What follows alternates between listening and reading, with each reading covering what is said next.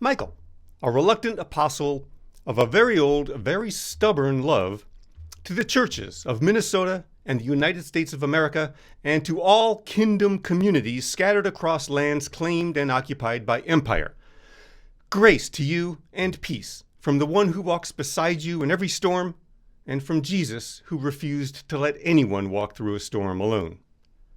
I thank my God every time I remember you, not because you're perfect churches, not because you're fearless, but because you keep showing up in a world constantly trying to convince you that showing up doesn't matter.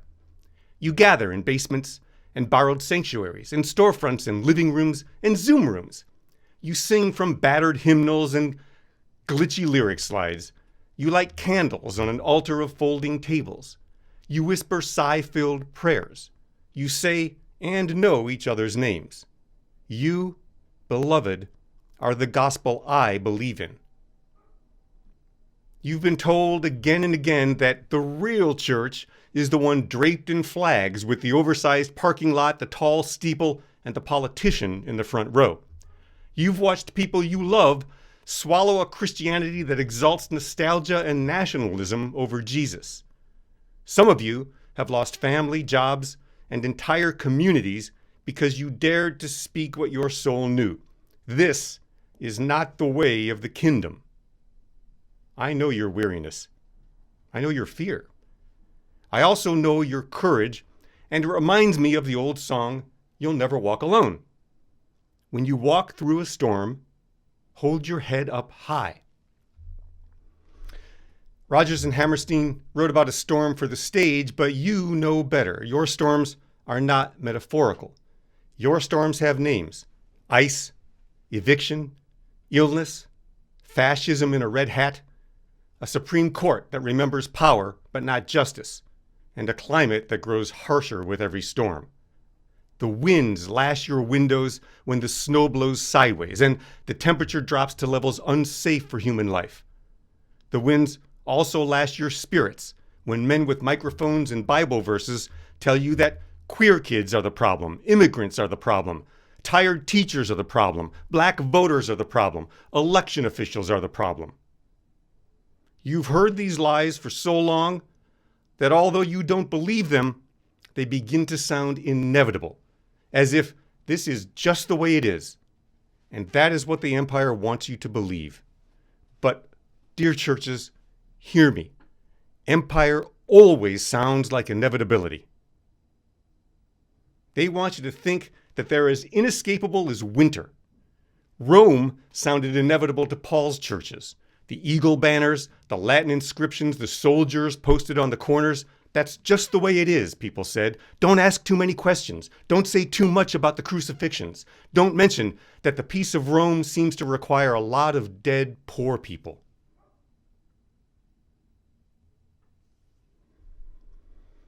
Paul wrote letters because he couldn't be everywhere at once, and because he understood that small, scattered communities were the only resistance strong enough to outlast an empire. He sometimes wrote in code.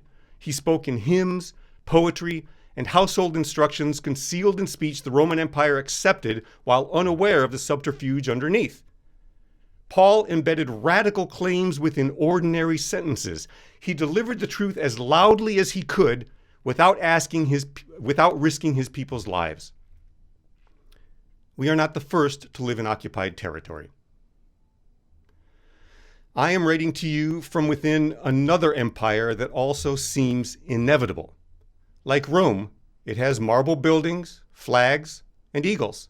It calls itself federal and constitutional and indivisible, and it has done some good in the world.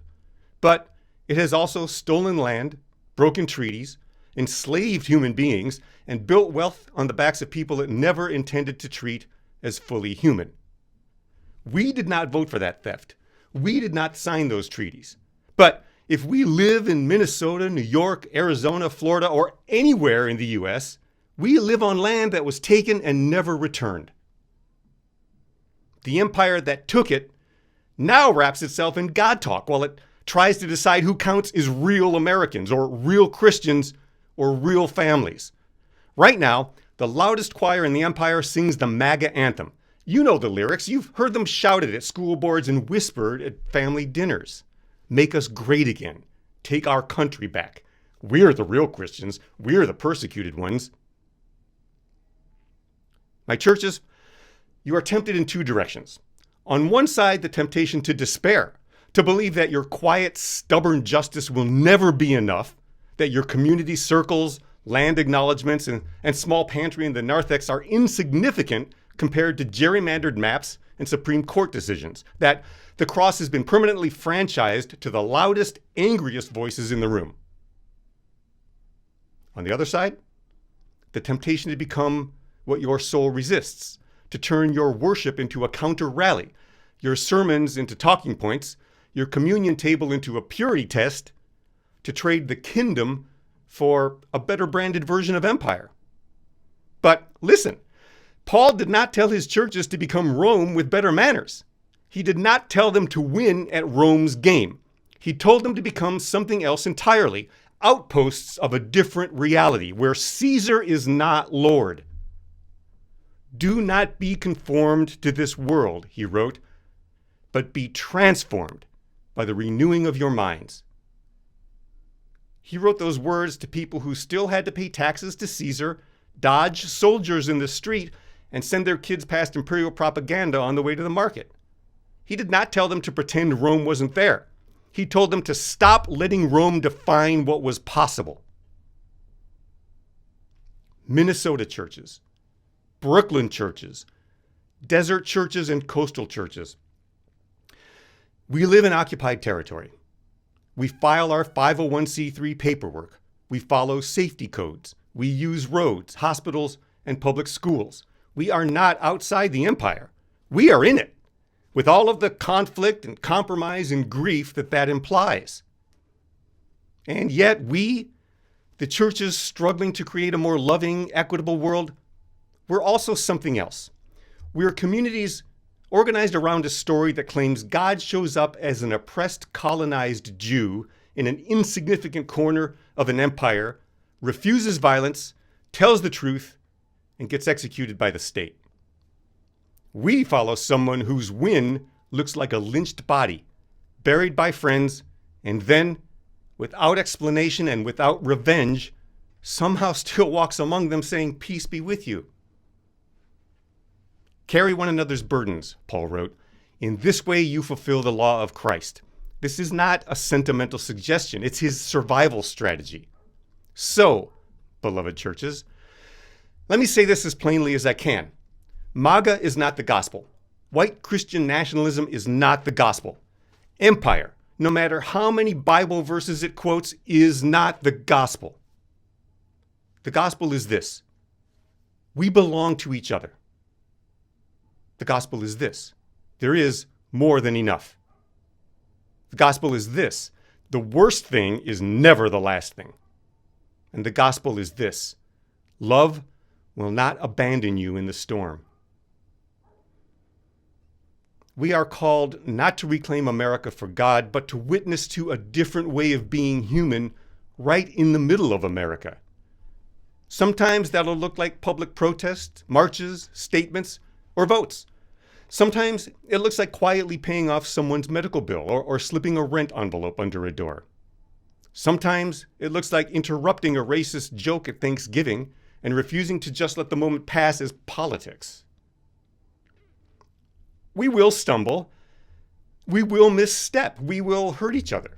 We will need to repent, apologize, and begin again. That's good.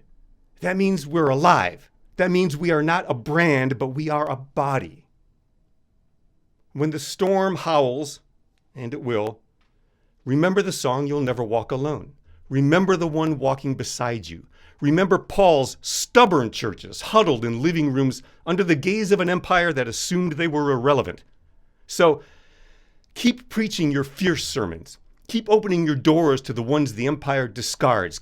Keep blessing queer presence and expression. Keep naming racism as sin. Keep feeding people. Keep singing songs that Rome would never put on a playlist. And when your courage fails you, borrow some from someone else. Let another congregation hold you up. Reach out across state lines, across the artificial borders drawn by empires. Remember that the kingdom is not restricted by constitutions and cannot be gerrymandered. Remember that you, beloved children, are not alone. We stand in a long line of people who have faced down Caesars, czars, presidents, and pundits. We stand in a long line of ordinary saints who chose to keep walking, not because they were sure of the outcome, but because they were sure of the one who walked with them. So, walk on, churches. Walk on through the wind. Walk on through the rain, though your dreams be tossed and blown. Walk on with hope in your hearts. Not a naive hope, not a hope that denies the storm exists, but a hope born of the shared, stubborn knowledge that love has survived worse than this. The grace of our liberator, Jesus the Christ, be with your spirit, you beautiful, brave, storm-walking churches.